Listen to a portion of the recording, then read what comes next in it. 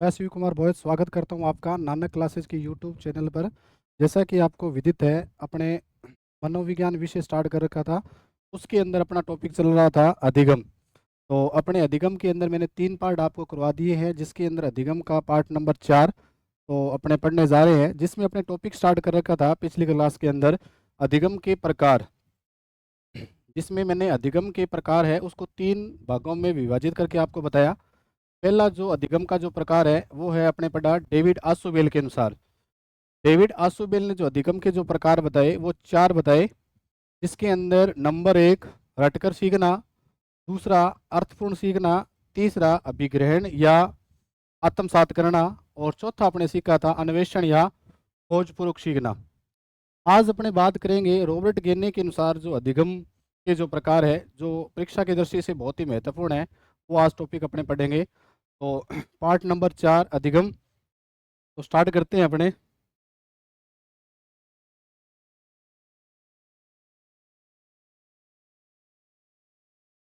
Topic अपना चल रहा था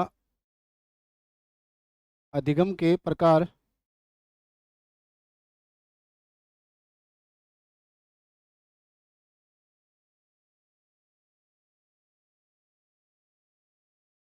अधिगम के प्रकार, और आज अपने पढ़ेंगे रॉबर्ट गेने के अनुसार। रॉबर्ट गेने के अनुसार, रॉबर्ट गेने या रॉबर्ट गेगनी भी लिखा मिलता है कई बार, रॉबर्ट गेगनी के अनुसार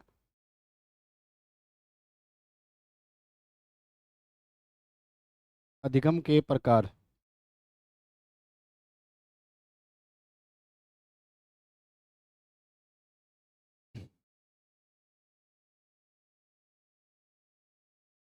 रॉबर्ट गेने ने जो अधिगम के जो प्रकार बताए हैं बेटा, वो बताए हैं 8 प्रकार।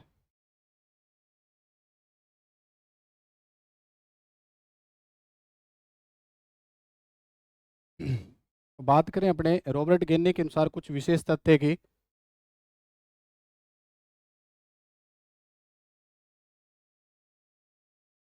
1965 के अंदर इनकी एक पुस्तक जिसका नाम है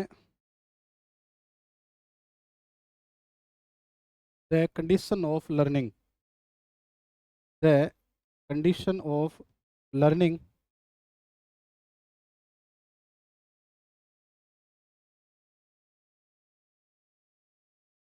1965 के अंदर रॉबर्ट गेने ने, प्रवर्तक कौन है, रॉबर्ट गेने ने एक पुस्तक का प्रकाशन किया जिसका नाम था बेटा द कंडीशन ऑफ लर्निंग।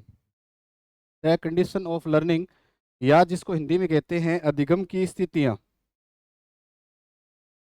अधिगम की स्थितियां।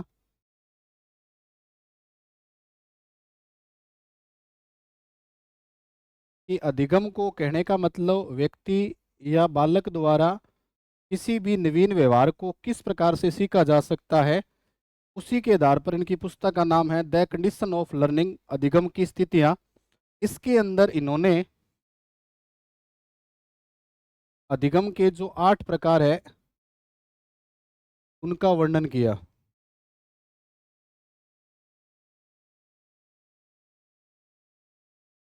8 प्रकार का वर्णन किया।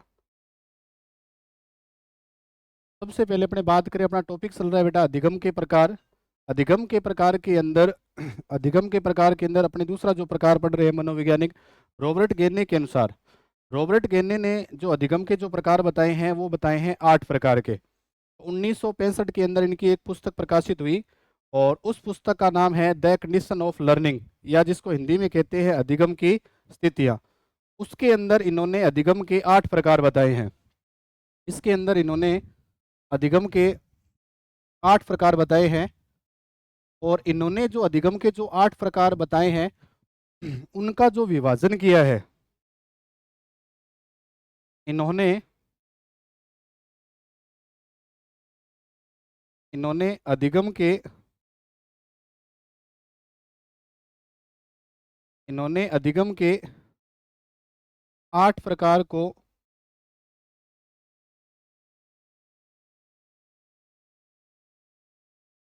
पिरामिड या जिसको अपने बोलते हैं सोपानकी के आधार पर बांटा। सोपानकी के आधार पर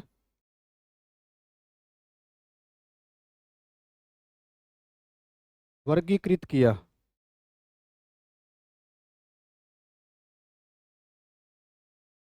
दूसरी महत्वपूर्ण बात कि इन्होंने अधिगम के जो 8 प्रकार बताए हैं, उनके अधिगम के जो 8 प्रकार है उनको इन्होंने बांटा है पिरामिड के आधार पर। इन्होंने जो अधिगम के जो प्रकार है बेटा, इनको किसके आधार पर बताया है? पिरामिड के आधार पर 8 भागों में बांटा है। और इनके जो अधिगम के जो 8 प्रकार है, इन्होंने अधिगम के 8 प्रकारों को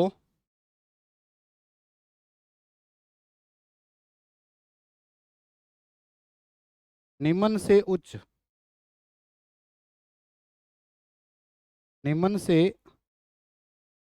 की ओर विभाजित किया। निम्न से उच्च की ओर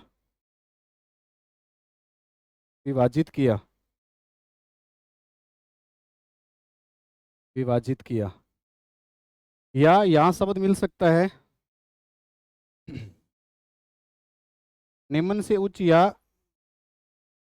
सरल से जटिल। सरल से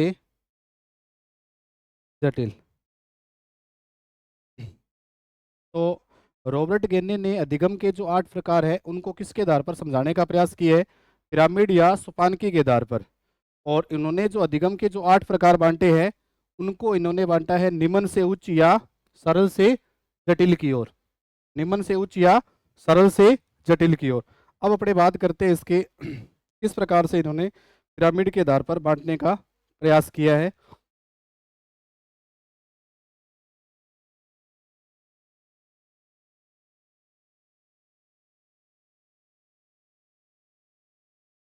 इन्होंने अधिगम के जो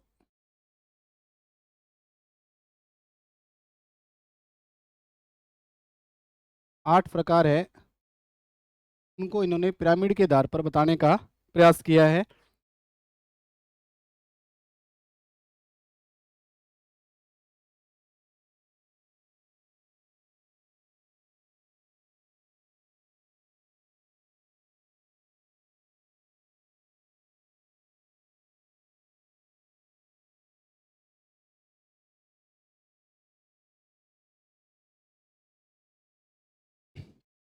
इस प्रकार से इन्होंने अधिगम के प्रकारों को वर्गीकृत किया है, जिसके अंदर नंबर 1, 2, 3, 4, 5, 6, 7 और 8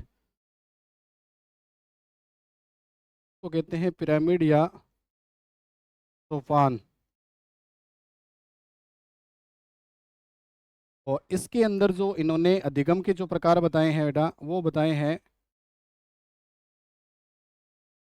निम्न से उच्च या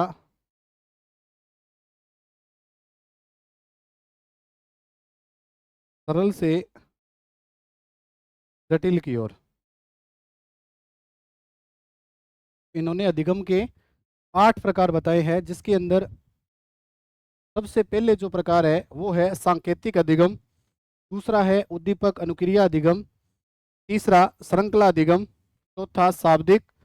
और उसके बाद विभेदन, फिर संप्रत्यय, फिर नियम और फिर समस्या समाधान। तो पहले अपने प्रयास करेंगे नाम लिखने के लिए। तो इन्होंने अधिगम के जो 8 प्रकार बताए हैं, तो इनको कहते हैं बेटा, पहला जो है वो है सांकेतिक अधिगम।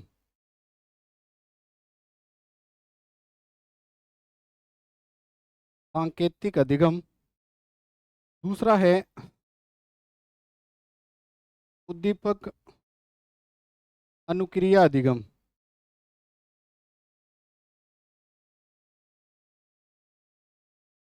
तीसरा है, पहला है सांकेतिक अधिगम, दूसरा है उद्दीपक अनुक्रिया अधिगम, तीसरा है श्रृंखला अधिगम,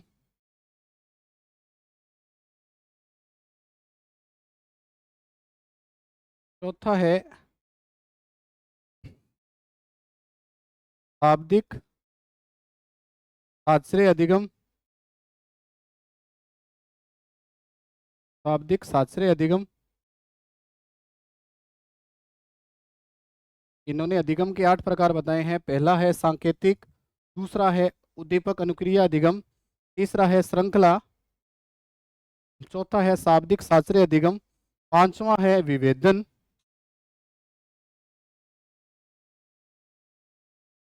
विभेदन या विभेदात्मक,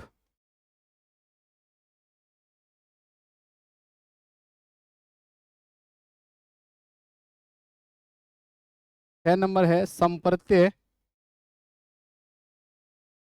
अधिगम, और 7 नंबर है नियम या सिद्धांत अधिगम,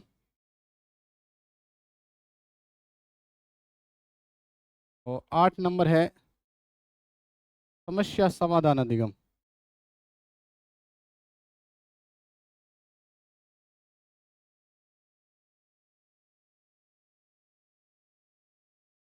समस्या समाधान अधिगम। इस प्रकार इन्होंने, रॉबर्ट गेने ने अधिगम के प्रकारों को 8 भागों में सोपान के आधार पर या पिरामिड के आधार पर बताने का प्रयास किया, जिसके अंदर पहला है सांकेतिक अधिगम, दूसरा है उद्दीपक अनुक्रिया अधिगम, तीसरा है श्रृंखला अधिगम, चौथा है शाब्दिक शास्त्रीय अधिगम, पांचवा है विभेदन या विभेदात्मक अधिगम, छठा है संप्रत्यय, सातवां नियम या सिद्धांत अधिगम, और आठवां है बेटा समस्या समाधान। अब इनका इंग्लिश वर्जन भी जान लेते हैं अपने। सांकेतिक को इंग्लिश में बोलते हैं सिग्नल लर्निंग,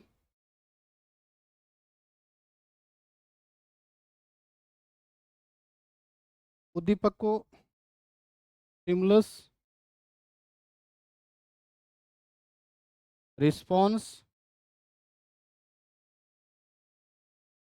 लर्निंग, श्रृंखला अधिगम को इंग्लिश में बोलते हैं chain learning.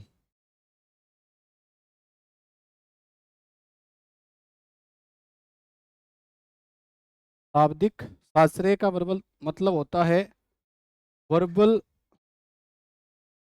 Associated, verbal associated learning.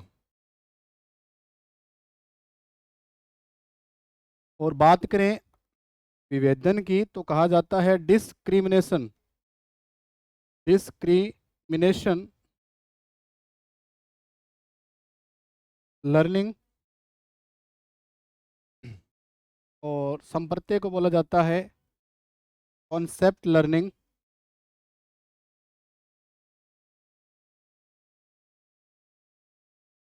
इसको बोला जाता है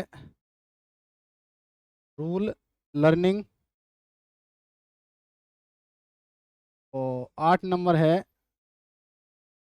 प्रॉब्लम सॉल्विंग लर्निंग। इस प्रकार रॉबर्ट गेने ने जो अधिगम के जो 8 प्रकार बताए हैं, एक बार फिर बता दूं। पहला है बेटा सांकेतिक अधिगम, जिसको इंग्लिश में बोलते हैं सिग्नल लर्निंग, दूसरा है उद्दीपक अनुक्रिया अधिगम, जिसको स्टिमुलस रिस्पॉन्स लर्निंग, तीसरा है श्रृंखला अधिगम, जिसको चेन लर्निंग, चौथा है शाब्दिक शास्त्रीय अधिगम, जिसको वर्बल एसोसिएटेड लर्निंग, पांचवा है विभेदन या विभेदात्मक लर्निंग, जिसको बोला जाता है डिस्क्रिमिनेशन लर्निंग, और संप्रत्यय लर्न अधिगम का मतलब होता है कॉन्सेप्ट लर्निंग, नियम या सिद्धांत अधिगम का मतलब है रूल लर्निंग, और समस्या समाधान प्रॉब्लम सॉल्विंग लर्निंग। अब अपने इसका एक एक अधिगम के जो प्रकार है इसको पढ़ने का प्रयास करते हैं। तो पहला है अधिगम का प्रकार रॉबर्ट गेने के अनुसार, वो है सांकेतिक अधिगम। सांकेतिक या संकेत अधिगम।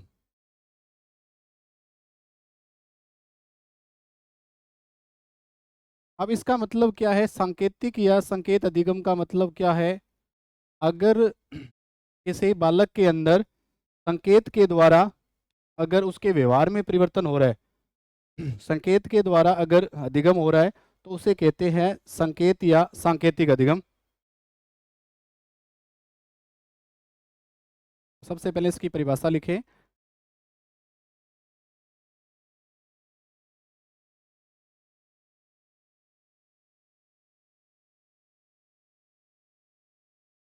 संकेत के द्वारा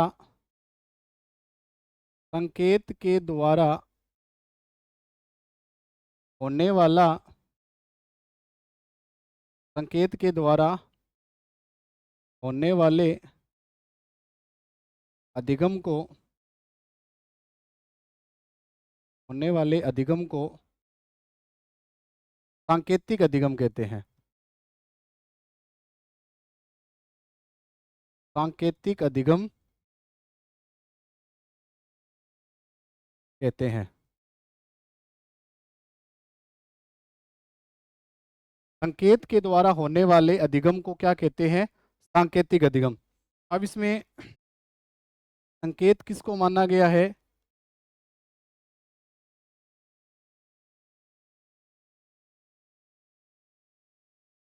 संकेत उद्दीपक को माना गया है। संकेत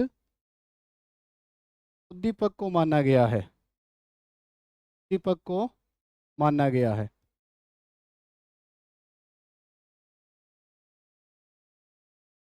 और उद्दीपक का मतलब होता है बाह्य वातावरण में उपस्थित संकेत जो होता है वो होता है उद्दीपक। और जैसा कि अपने पढ़ चुके हैं कि उद्दीपक भी दो प्रकार के होते हैं। एक तो होता है स्वाभाविक उद्दीपक और दूसरा होता है अस्वाभाविक उद्दीपक। तो एक बार फिर बता दूं कि संकेत के द्वारा होने वाले अधिगम को क्या कहते हैं बेटा? सांकेतिक अधिगम। संकेत किसको माना गया है? उद्दीपक को माना गया है। और दूसरा इसके अंदर प्रश्न बहुत ही शानदार बनता है कि ये अधिगम का जो प्रकार है वो किस पर आधारित है? यह अधिगम का प्रकार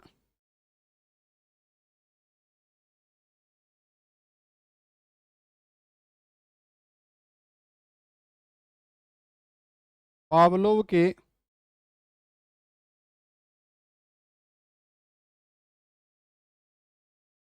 अनुकूलित अनुक्रिया सिद्धांत पर आधारित है। पावलोव के अनुकूलित अनुक्रिया सिद्धांत पर आधारित है।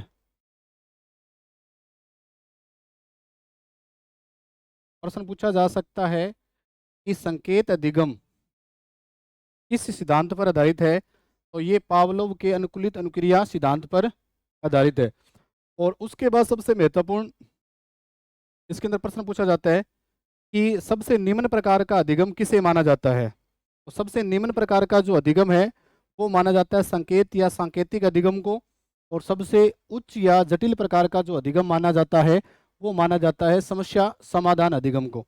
इसमें ये लाइन भी इंपॉर्टेंट है। सबसे निम्न प्रकार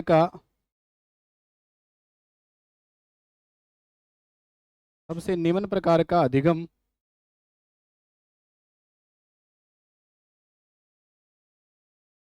संकेत या सांकेतिक अधिगम को माना जाता है। संकेत या सांकेतिक अधिगम को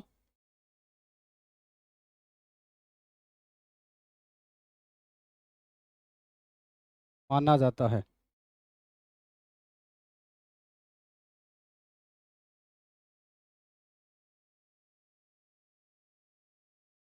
अपने बात कर रहे हैं सांकेतिक या संकेत अधिगम की। तो सबसे पहले अपने परिभाषा लिखने का प्रयास किया कि संकेत के द्वारा होने वाले अधिगम को क्या कहते हैं? सांकेतिक अधिगम। संकेत किसे कहते हैं? संकेत इसके अंदर माना गया है उद्दीपक को, जिसको इंग्लिश में कहते हैं स्टिमुलस। और तीसरी महत्वपूर्ण बात, ये जो अधिगम का जो प्रकार है वो किस पर आधारित है? पावलोव के अनुकूलित अनुक्रिया सिद्धांत पर आधारित है। उसके बाद महत्वपूर्ण बात क्या है कि ये जो अधिगम का जो प्रकार है वो सबसे निम्न प्रकार का अधिगम माना गया है। अब इसके एग्जाम्पल की बात करें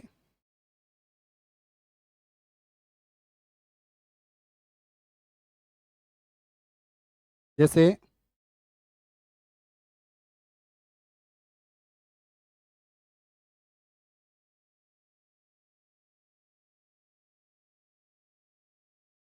कक्षा में अध्यापक के आने पर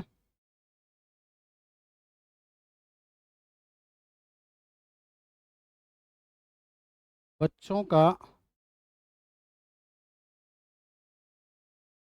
चुप होना। तो यहाँ अध्यापक जो है वो है संकेत। अध्यापक क्या है यहाँ पे? संकेत है। और बच्चों का चुप होना क्या है? एक अनुक्रिया है।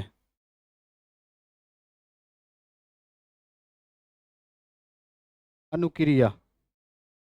तो मैंने बताया था जो संकेत जो है वो किसका काम करता है बेटा? उद्दीपक का।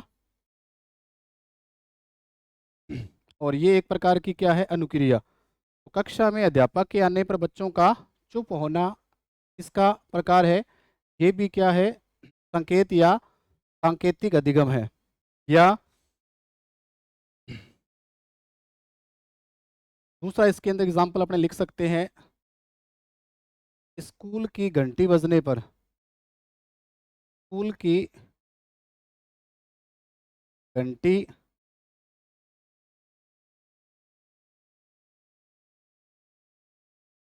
स्कूल की घंटी बजने पर बच्चों का बैग बंद करना। बैग बंद करना। तो बेटा यहाँ स्कूल की घंटी जो है वो क्या है? संकेत यानी उद्दीपक। और बैग का बंद करना ये क्या है बेटा? अनुक्रिया। जिसको अपने क्या कहते हैं? रिस्पॉन्स।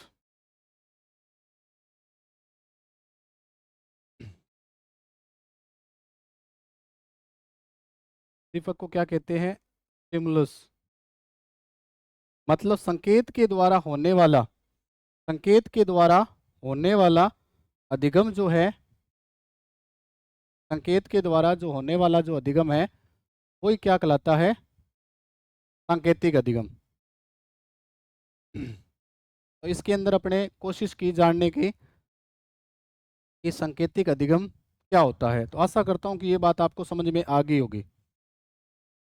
तो उसके बाद दूसरा जो प्रकार है बेटा वो है उद्दीपक अनुक्रिया अधिगम। पहला है सांकेतिक अधिगम। दूसरा है बेटा अधिगम का प्रकार रॉबर्ट गेने के अनुसार वो है उद्दीपक अनुक्रिया उद्दीपक अनुक्रिया अधिगम, या जिसको बोलेंगे स्टिमुलस रिस्पॉन्स लर्निंग।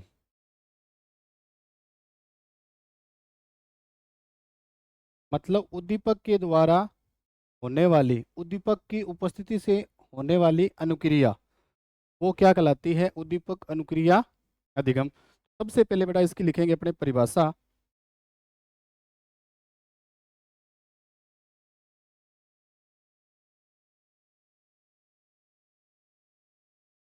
परिभाषा क्या लिखेंगे?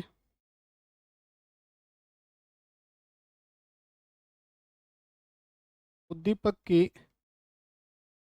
उपस्थिति में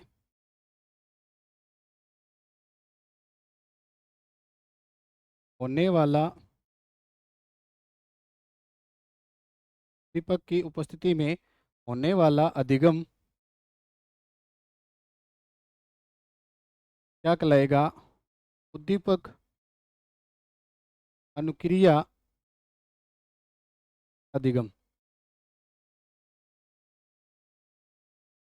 इसमें किसके अकॉर्डिंग? मतलब उद्दीपक उद्दीपक का मतलब क्या होता है? बाह्य वातावरण में उपस्थित संकेत।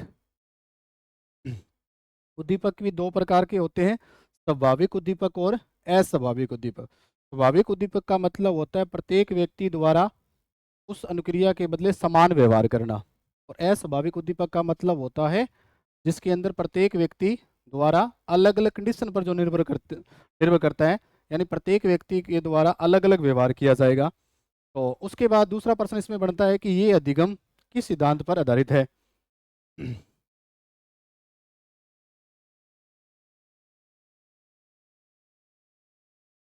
यह अधिगम का प्रकार,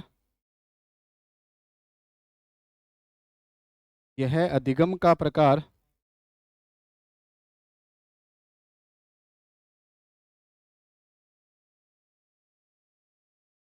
थोर्नडाइक व स्किनर के सिद्धांत पर आधारित है।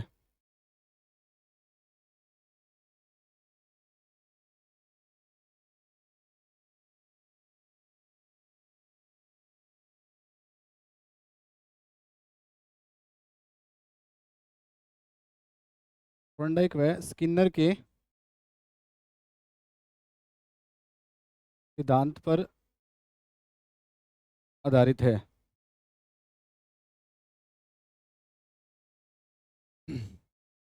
इसमें प्रश्न पूछा जा सकता है कि उद्दीपक अनुक्रिया जो अधिगम है वो कौन से सिद्धांत पर आधारित है? तो वो आधारित है थोर्नडाइक व स्किनर के सिद्धांत पर आधारित है। तो अगर अपने देखें कि थोर्नडाइक का जो सिद्धांत अपने पढ़ेंगे वो पढ़ेंगे बेटा प्रयास व त्रुटि का सिद्धांत,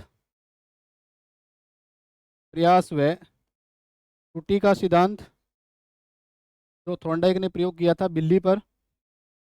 और स्किनर का जो सिद्धांत पढ़ेंगे वो पढ़ेंगे क्रिया प्रसूत, क्रिया प्रसूत अनुक्रिया सिद्धांत, जिसमें स्किनर ने जो प्रयोग किया था चूहे और कबूतर पर। यह अधिगम का प्रकार किस पर आधारित है? थोर्नडाइक व स्किनर, ये दोनों ही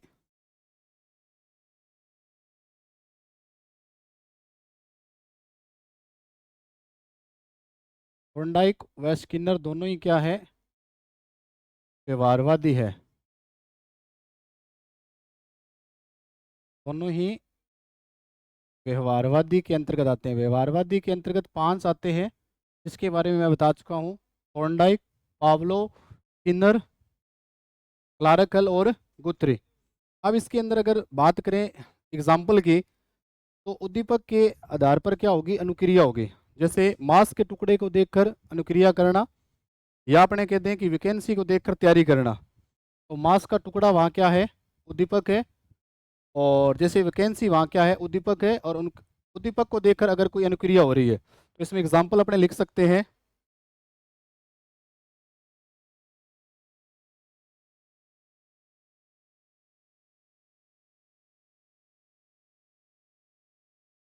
जैसे मांस के टुकड़े को देखकर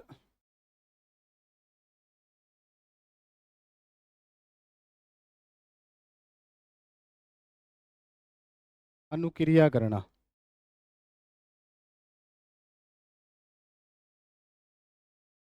तो यहाँ मांस का टुकड़ा क्या है? उद्दीपक है, मतलब स्टिमुलस है।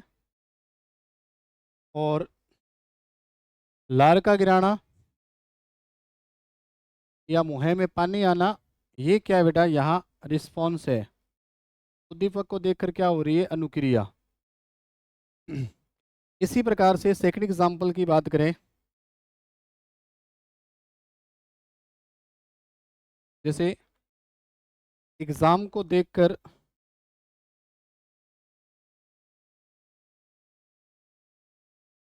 बच्चों द्वारा तैयारी करना।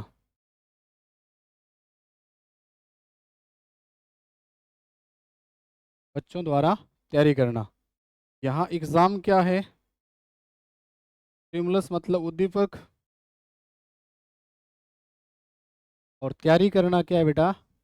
रिस्पॉन्स। उद्दीपक को देखकर जहाँ अनुक्रिया होती है उसी को क्या कहते हैं? उद्दीपक अनुक्रिया अधिगम। अभी अपने अधिगम का दूसरा प्रकार उद्दीपक अनुक्रिया अधिगम देखा। अब अपने बात करेंगे तीसरा अधिगम का प्रकार, जिसका नाम है श्रृंखला अधिगम। श्रृंखला अधिगम।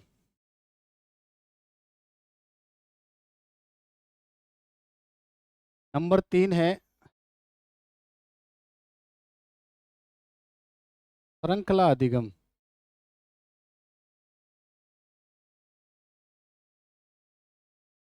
इसको इंग्लिश में कहते हैं चेन लर्निंग।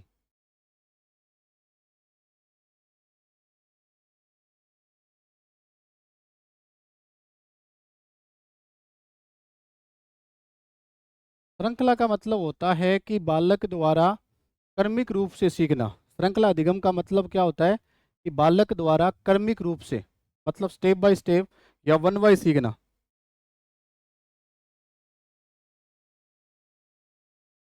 परिभाषा क्या रहेगी?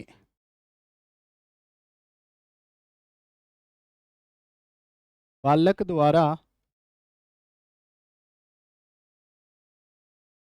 क्रमिक रूप से सीखना। क्रमिक रूप से सीखना वो क्या कहलाएगा? श्रृंखला अधिगम कहलाएगा। कि बालक द्वारा क्रमिक रूप से सीखना क्या कहलाएगा बेटा? श्रृंखला अधिगम कहलाएगा। जैसे एग्जाम्पल की बात करें,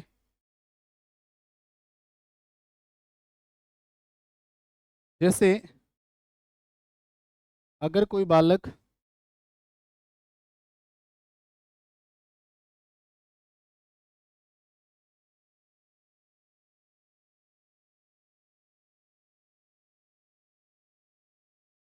अगर कोई बालक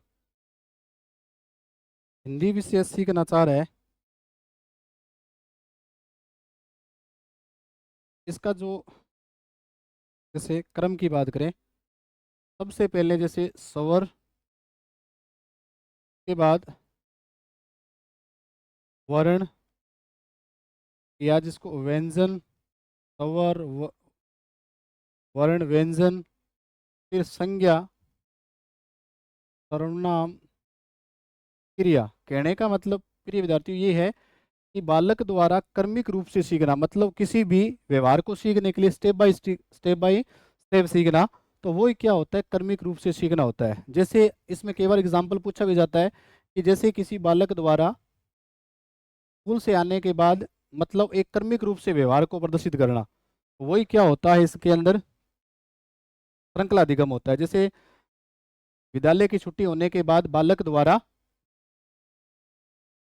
जैसे एग्जाम्पल ये भी लिख सकते हैं एग्जाम्पल, जैसे विद्यालय की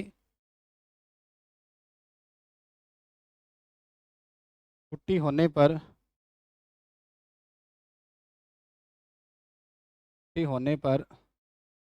सर्वप्रथम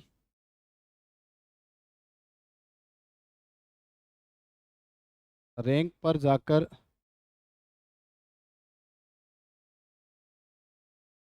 जूते उतारना,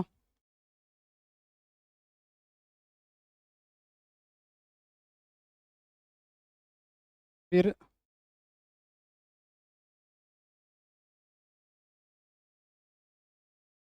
कपड़े चेंज करना,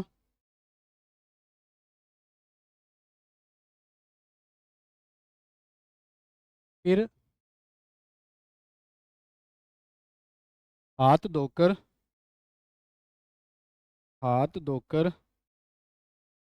भोजन करना। तो कहने का मतलब बालक क्या करता है? प्रतिदिन ये कार्य एक क्रमबद्ध तरीके से करता है। कहने का मतलब हम प्रतिदिन जो भी कार्य करते हैं वो एक क्रमिक रूप से करते हैं।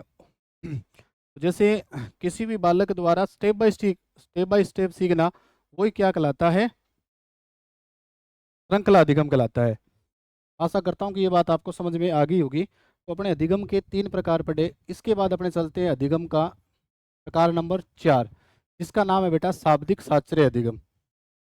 शाब्दिक साश्रय अधिगम नंबर 4,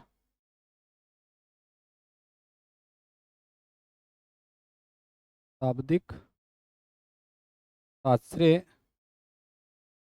अधिगम, जिसको इंग्लिश में बोलते हैं वर्बल एसोसिएट लर्निंग। कहने का मतलब है संबंध स्थापित करते हुए सीखना। मतलब बालक द्वारा शब्दों को सीखते समय किसी के साथ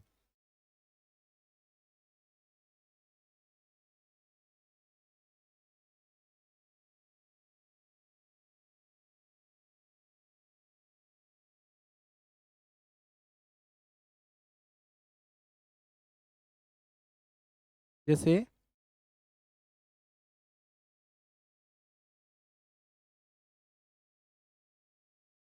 जैसे बालक द्वारा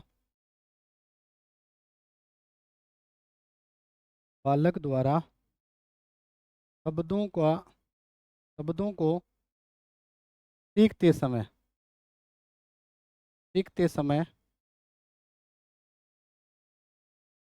संबंध स्थापित करते हुए संबंध स्थापित करते हुए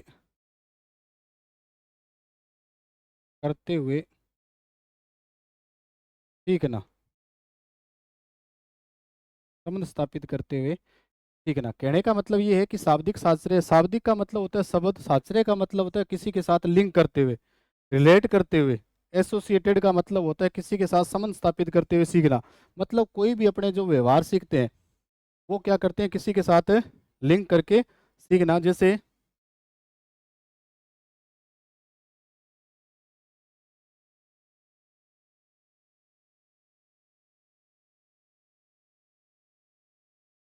जैसे अध्यापिका द्वारा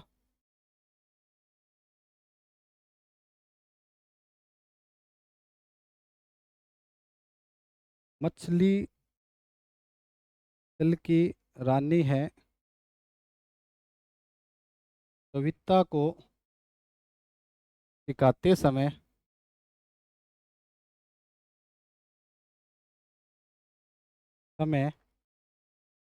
मछली की तरह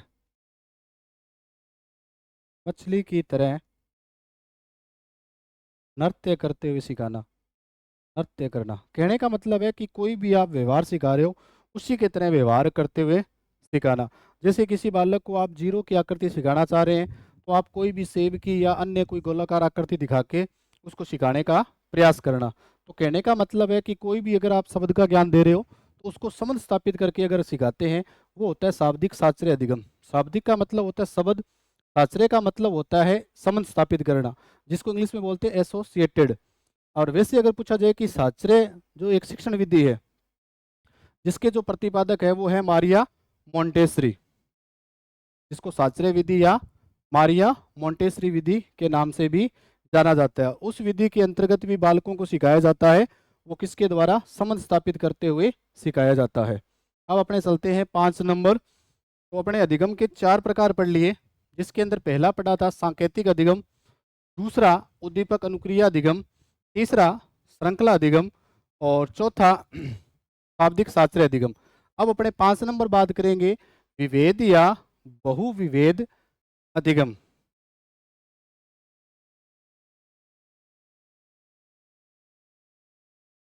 5 नंबर जो प्रकार है वो है विभेद या विभेदात्मक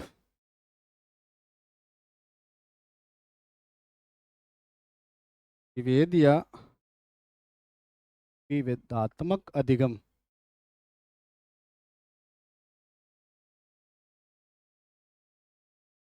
मतलब इसको इंग्लिश में बोलते हैं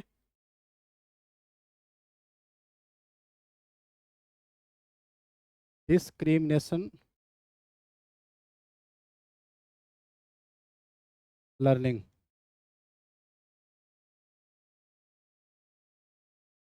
मतलब बालक द्वारा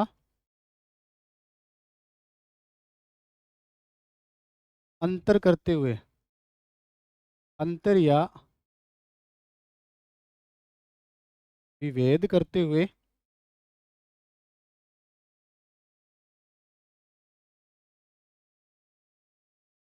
नया व्यवहार सीखना।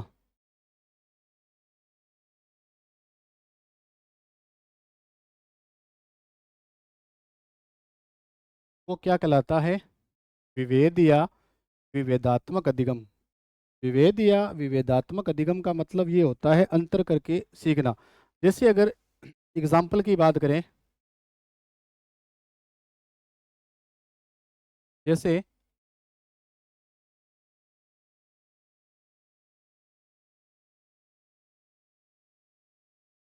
जैसे कोई बॉक्स है,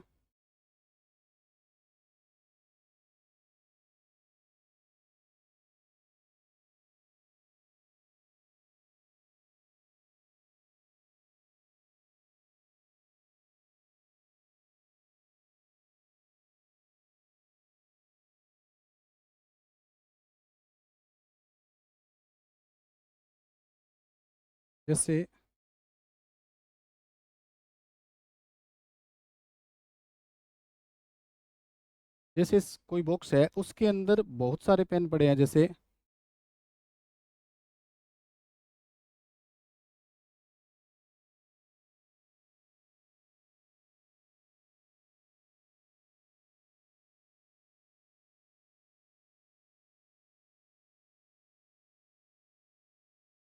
कोई बॉक्स है, उसके अंदर रेड है, रेड पेन है, ब्लैक पेन है, ग्रीन है और येलो है।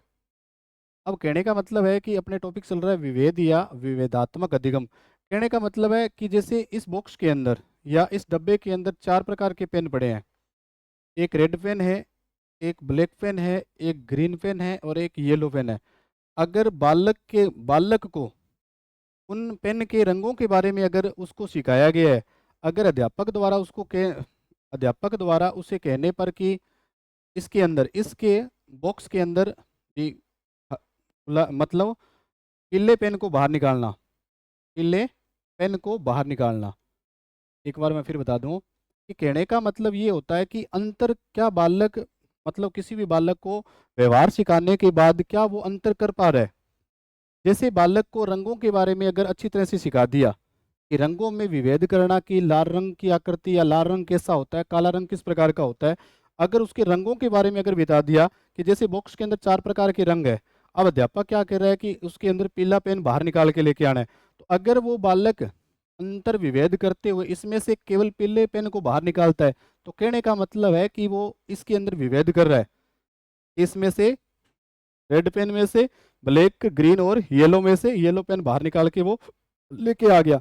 तो इसे क्या कहते हैं? विभेद या विभेदात्मक अधिगम। कहने का मतलब किसी भी तथ्य के अंदर अगर वो विभेद कर रहा है जैसे कोई समान चीजें हैं, अगर समान प्रकार का मतलब उनके अंदर साउंड है, अगर वो दोनों के अंदर अंतर कर पा रहा है, जैसे मान लीजिए कोई बालक है, दुकानदार के पास जाकर वो अलग अलग प्रकार की मतलब चिप्स की थैली, जैसे लाल रंग की या अ, हरे रंग की थैली का मतलब उसको चयन करता है, तो वो भी एक प्रकार का क्या है बेटा? विभेद करना होता है। कि बालक द्वारा, जैसे कोई भी एग्जांपल आप डेली लाइफ के अंदर इसको ऐड कर सकते हो कि बालक द्वारा किसी भी चीज का चयन करना, तो वो क्या करता है? उसको विभेद करके कि इसकी क्वालिटी किस प्रकार से, गुणों के आधार पर अगर वो विभेद करता है, तो वो होता है विभेद या बहुविभेद अधिगम। उसके बाद अपने नेक्स्ट की बात करें तो 6 नंबर जो बात है बेटा, वो है संप्रत्यय अधिगम। 6 नंबर जो टॉपिक है अपना, वो है संप्रत्यय अधिगम। संप्रत्यय अधिगम। अब संप्रत्यय अधिगम का मतलब क्या होता है कि अगर हमारे सामने अगर किसी तथ्य की या किसी भी अभिलक्षण की बार बार अभिव्यक्ति होती है या बार बार प्रदर्शन होता है, तो हमारे दिमाग में क्या बनता है? एक निश्चित निष्कर्ष बनता है कि हर बार ऐसा करने पर ऐसा ही होता है। संप्रत्यय का मतलब होता है कि एक निश्चित निष्कर्ष पे पहुंचना। संप्रत्यय का मतलब होता है एक निश्चित निष्कर्ष पर पहुंचना, निश्चित निष्कर्ष पर पहुंचना। वो क्या होता है बेटा? संप्रत्यय। जैसे बहुत बार मैं बताता हूँ कि जैसे इसके अंदर एग्जाम्पल जो है कि जैसे छोटे बालक द्वारा पक्षियों के पास जाने पर, जैसे ही वो छोटा बालक जो है पक्षी के पास जाता है या कबूतर के पास जाता है, तो पक्षी क्या है? उड़ जाते हैं, तो उसके दिमाग के अंदर ये संप्रत्यय बनता है कि पक्षी क्या है, उड़ते हैं। क्या संप्रत्यय बनता है कि पक्षी क्या है, उड़ते हैं। कहने का मतलब है कि जब भी उसने, मतलब संप्रत्यय कब बनता है, जब एक ही, मतलब किसी भी कार्य की क्या बार बार क्या होती है बेटा, पुनरावृत्ति होती है। अगर एक ही कार्य के है कि बार बार उसी प्रकार का व्यवहार प्रदर्शित करे, कि जैसे हर बार वो जब पक्षी के पास जाता है, मतलब पक्षी के पास जाने का प्रयास करते हैं, तो पक्षी क्या है, उड़ते हैं। तो कहने का मतलब उसके दिमाग में एक संप्रत्यय बन गया, उसके दिमाग में क्या बन गया, एक संप्रत्यय बन गया कि पक्षी क्या है, उड़ते हैं।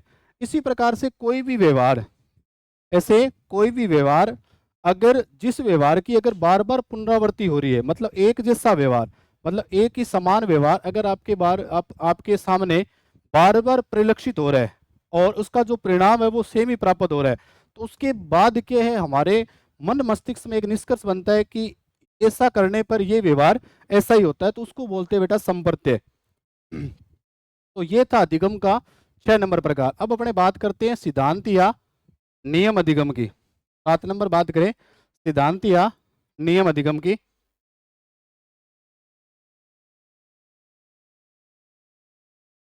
सिद्धांत या नियम अधिगम, जिसको अपने कहते हैं रूल लर्निंग। रूल लर्निंग, जैसा कि मैंने आपको बताया कि सिद्धांत और नियम दोनों अलग अलग होते हैं, लेकिन वैसे इसका सही जो अधिगम का जो प्रकार है वो है नियम अधिगम।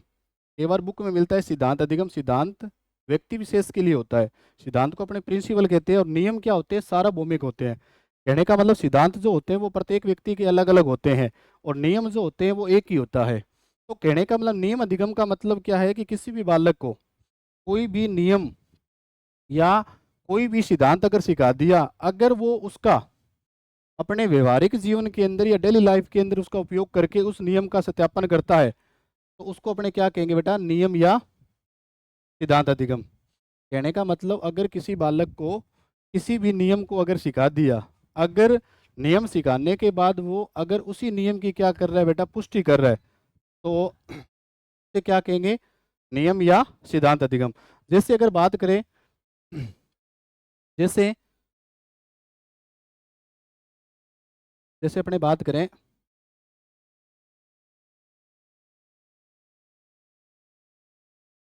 जैसे कोई गोल चीज है, गोलाकार आकृति की कोई चीज है,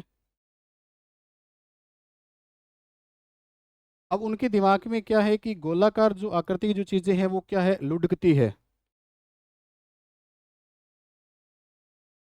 अध्यापक के द्वारा उसको बता दिया कि गोलाकार जो आकृति है वो क्या है, लुढ़कती है। तो कहने का मतलब अगर बालक यही व्यवहार सीखने के बाद, अगर यही व्यवहार सीखने के बाद अगर इसी व्यवहार को अगर वह डेली लाइफ के अंदर, या जैसे वो मतलब घर पे जाता है, या इसी व्यवहार को वो डेली लाइफ के अंदर अगर यूज करता है, और गोलाकार आकृति जैसे और कोई अन्य आकृति, गोलाकार आकृति है, उसी आकृति का वह यूटिलाइज करता है, उपयोग करता है, और अगर परिणाम वही निकलता है जो अध्यापक के द्वारा बताया गया है, तो वो क्या होता है, नियम अधिगम। जैसे इसके अंदर ये भी एग्जाम्पल अपने नोट कर सकते हैं कि जैसे गुरुत्वाकर्षण जो नियम है, जैसे गुरुत्वाकर्षण का जो नियम है, जैसे ग्रेविटेशनल फोर्स जो होता है, कि ग्रेविटेशनल जो फोर्स होता है वो पृथ्वी के नीचे की तरफ लगता है।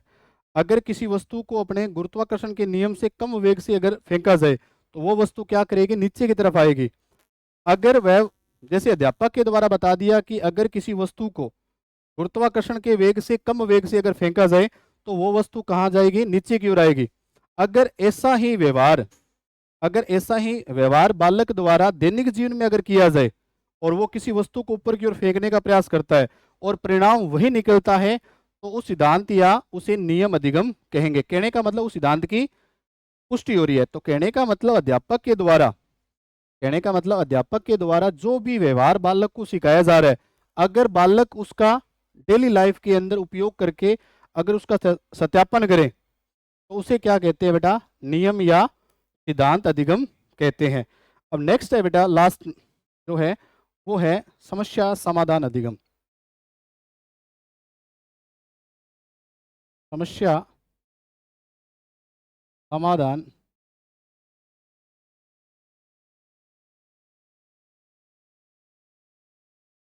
समस्या समाधान अधिगम, जिसको अपने कहते हैं प्रॉब्लम सॉल्विंग लर्निंग।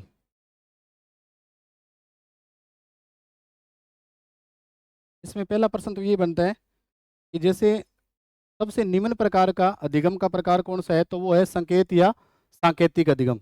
और दूसरा अगर अधिगम का प्रकार पूछे कि सबसे उच्च या जटिल प्रकार का अधिगम का जो प्रकार है उसका नाम क्या है, तो वो है समस्या समाधान अधिगम।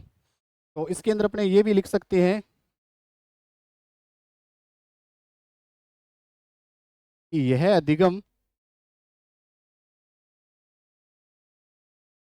अधिगम सबसे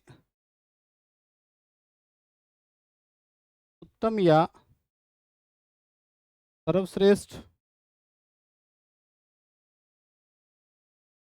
या उच्च या जटिल प्रकार का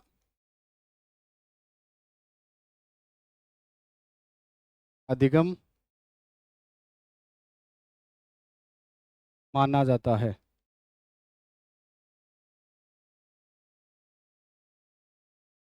अब समस्या समाधान अधिगम के तहत क्या होता है कि ये जो समस्या समाधान जो अधिगम है वो मुख्यतः एक प्रकार के लर्निंग बाय डूइंग सिद्धांत पर काम करता है। कहने का मतलब अगर बालक के सामने कोई भी समस्या रख दी और कोई भी समस्या रखने के बाद अगर बालक उस समस्या का समाधान समय कर रहा है, कहने का मतलब है अगर किसी बालक को अपने अधिगम के जो प्रकार बताए हैं अगर वो क्रमानुसार अधिगम के प्रकार को सीखने का प्रयास करता है क्रमबद्ध तरीके से 1 बाय 1, तो कहने का मतलब उसका दिमाग इतना विकसित हो जाता है कि वो हर प्रकार की समस्या का क्या कर सकता है, समाधान कर सकता है।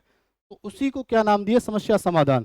कहने का मतलब है कि रॉबर्ट गेने के अनुसार या रॉबर्ट गेने ने जो अधिगम के जो 8 प्रकार बताए हैं तो उसके तहत बालक के अंदर यानी बालक का जो मस्तिष्क है या ब्रेन है वो इतना विकसित हो जाता है कि वो हर प्रकार की समस्या क्या कर सकता है, समाधान। उसे क्या कहते हैं, समस्या समाधान अधिगम। तो अभी अपने पढ़ा रॉबर्ट गेने के अनुसार अधिगम के प्रकार। तो एक बार अपने रिपीट करते हैं।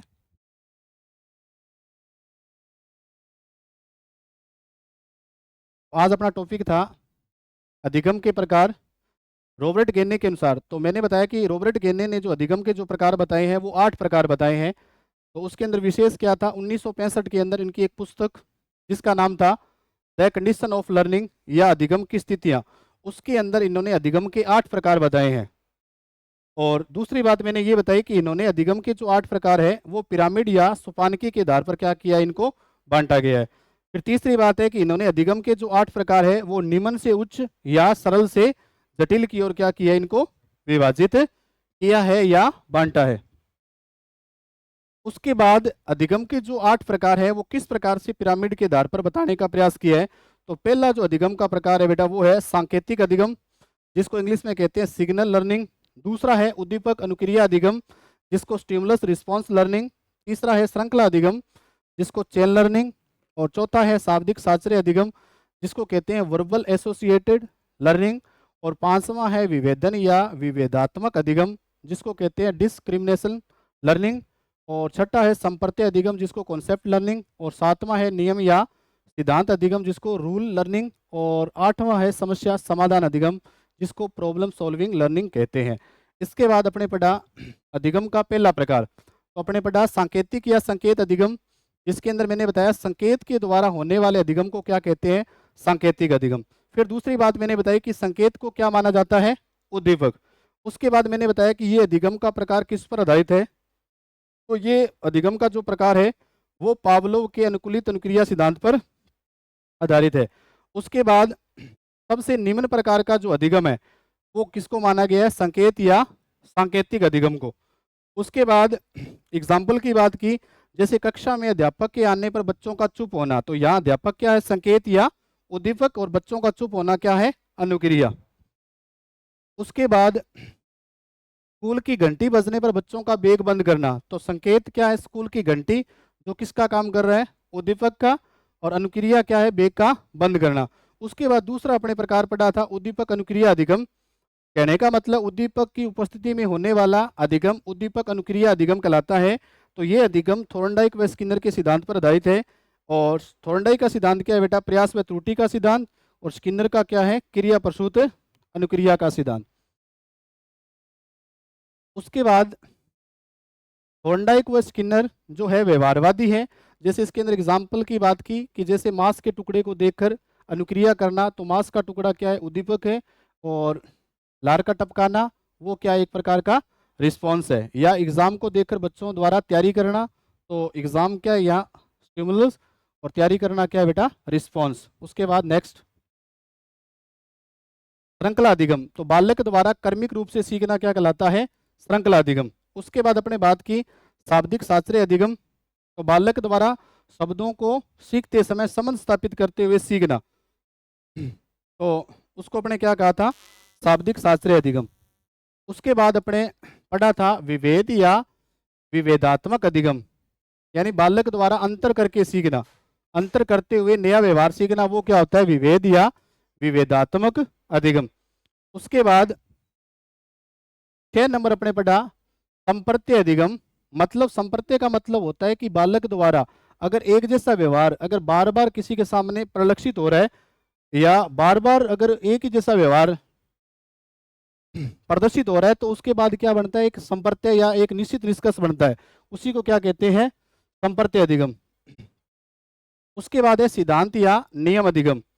कहने का मतलब अध्यापक द्वारा जो भी नियम या सिद्धांत बता दिया गया, अगर बालक उसका व्यवहारिक जीवन के अंदर उपयोग करने के बाद अगर वो उसी बात को सत्यापित कर पाते हैं, तो वो होता है नियम या सिद्धांत अधिगम। और नेक्स्ट और लास्ट जो है वो है समस्या समाधान अधिगम। ये है अधिगम। ये जो अधिगम का जो प्रकार है वो सबसे उत्तम, सर्वश्रेष्ठ या उच्च या जटिल प्रकार का अधिगम माना जाता है। और इसके तहत मैंने ये बताया कि अगर बालक क्रमबद्ध, जो रॉबर्ट गेर्ने के अनुसार अगर क्रमबद्ध अगर बालक अधिगम के प्रकार को समझता है, तो बालक के अंदर इतनी बुद्धि या मन या मस्तिष्क इतना विकसित हो जाता है कि वो हर प्रकार की समस्या का क्या कर सकता है? समाधान कर सकता है। तो आज के लिए बस इतना ही। जय हिंद, जय भारत।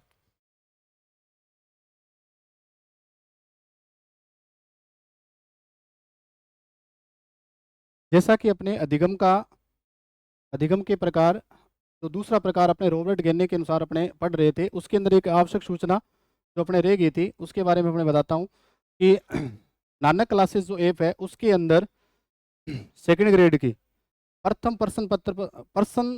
जो प्रश्न पत्र है उसकी टेस्ट सीरीज अपने उपलब्ध है। तो अगर आप अपनी तैयारी को बेहतर करना चाह रहे हैं, तो आप नानक क्लासेस ऐप को डाउनलोड करें और इस टेस्ट सीरीज को क्या करें? ज्वाइन करें।